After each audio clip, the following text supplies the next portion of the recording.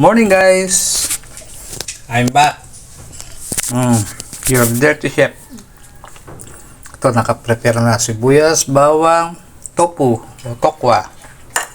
Para lutuin na lang mamaya. Tapos, ampalaya. Ayan, pinrepare na ng kapatid ko. Lutuin na lang mamaya. Ulam namin ni Mother. Timplahan ko.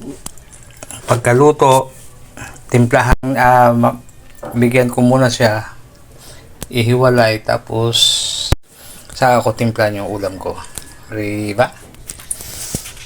Okay.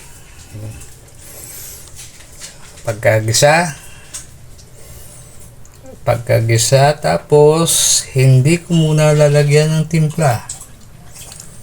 Tapos kapag binigyan na, pukod ko na siya, saka ko titimplahan. So hindi ko na ibibigay pagluluto dahil common na yun. Nakailang video na ako. Yan lang. At yun lang. Ipagbubukod ko lang siya ng bago ko timplahan para sa akin.